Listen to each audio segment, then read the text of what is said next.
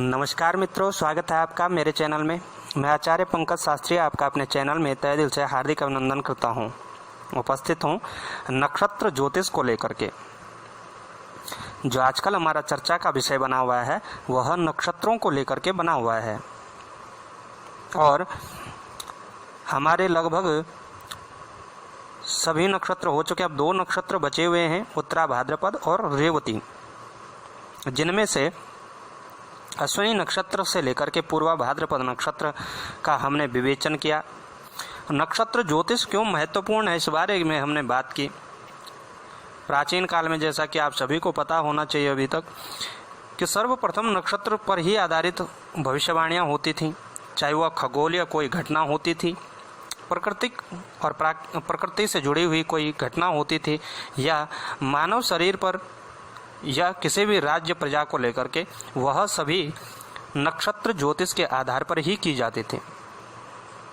हमारे ऋषि मुनियों के द्वारा जो भी उनका तप का फल है वह आम जनमानस को पहुंचा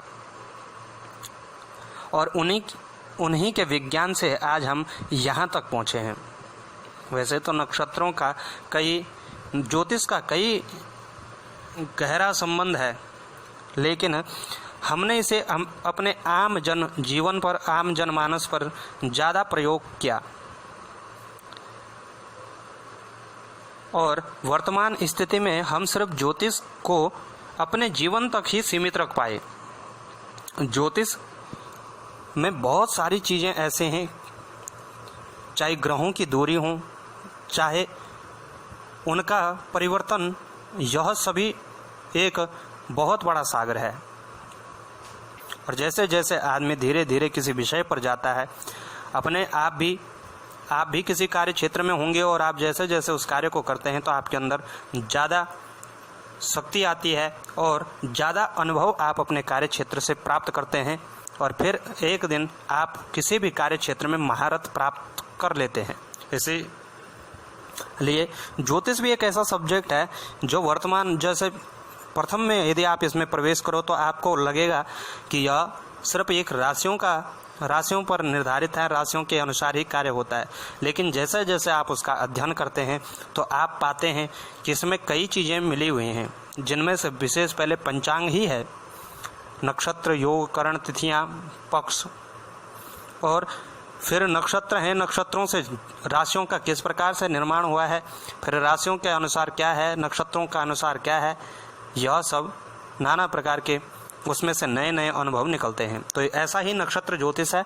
और नक्षत्र ज्योतिष जो कि बहुत ही प्राचीनतम ज्योतिष है, राशियों का निर्माण भी नक्षत्रों से ही हुआ है। 2 से 2.25 नक्षत्र की एक राशि बनती है, कभी कभी 3 नक्षत्र की भी राशि बन जाती है। यह राशि के ऊपर है कि राशि की अंश कला कितनी बड़ी है, अर्थात कितनी बड़ी राशि बनती है, उसमें कितने नक्षत्र लगते हैं। एक गणितज्ञ ही इसका सही से उपयोग कर सकता है। अब राशि 3 नक्षत्र, मान लो 2 नक्षत्र, 2.25 नक्षत्र हैं, तो 2 नक्षत्रों के अलग अलग स्वामी हो जाते हैं, लेकिन राशि के स्वामी, एक राशि का एक ही स्वामी होता है।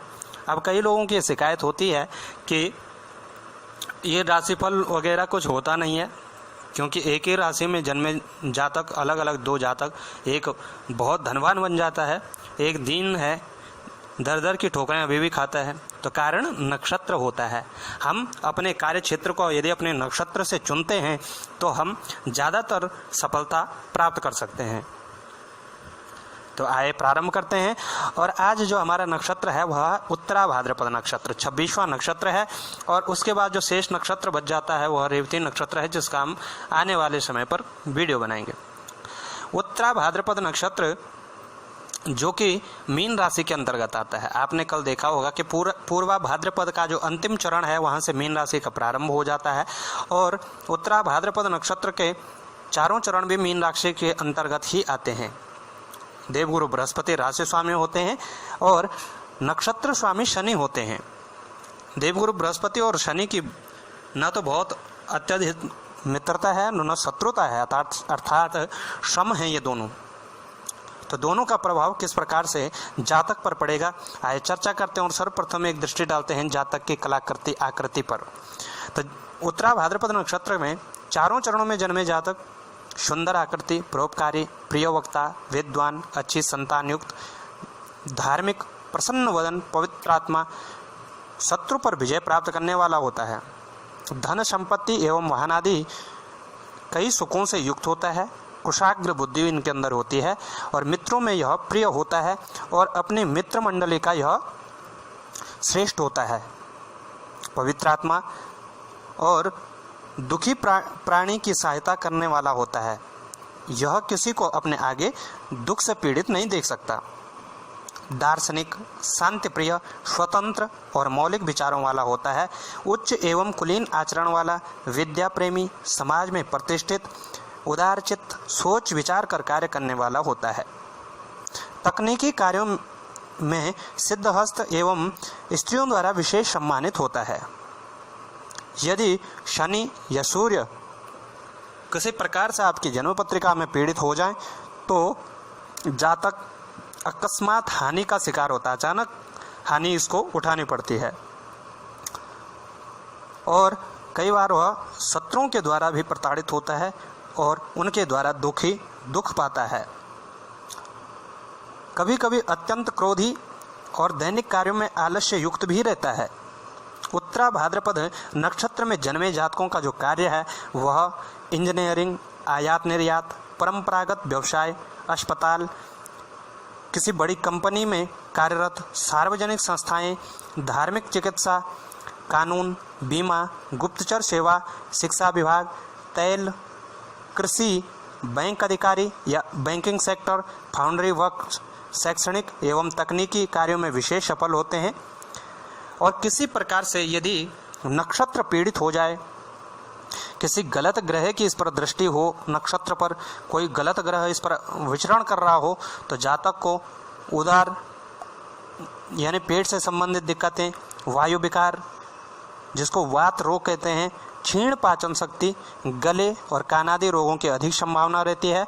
और वैसे भी उत्तरा भाद्रपद में जन्मे जातकों का विशेष तो एक शिकायत तो रहती है कि इनके कान बहुत बहते हैं, कान से पस निकलता है, अर्थात कानों में दिक्कत होती है। तो जीवन के मध्यम भाग में इनका भाग्योदय हो जाता है, अर्थात 16 वर्ष में भी इनका भाग्योदय हो जाता है। 22, 24 और 28, 32 वर्ष में विशेष रूप से यह सफलता प्राप्त करते हैं और 30 वर्ष के बाद तो इनके लिए बहुत अच्छी स्थिति रहती है। प्रिय मित्रों, नक्षत्र ज्योतिष से आप अपना कार्य क्षेत्र तो अवश्य चुनें। मैं आपको यह सजेशन अवश्य करूंगा कि कार्य क्षेत्र यदि नक्षत्र के अनुसार चुना जाए तो कार्य क्षेत्र में आप कई हद तक सफलता स्वयं प्राप्त कर सकते हैं। आपको सफलता पाने में बहुत अत्यधिक बाधा और बाधाओं का सामना नहीं करना पड़ेगा। तो आपका जीवन मंगलमय हो, यही हम मंगल कामनाएं आपके लिए करते हैं। जानकारी यदि अच्छी लगे तो इसको शेयर अवश्य करें और चैनल पर नए हैं तो सब्सक्राइब करना ना भूलें। नमस्कार।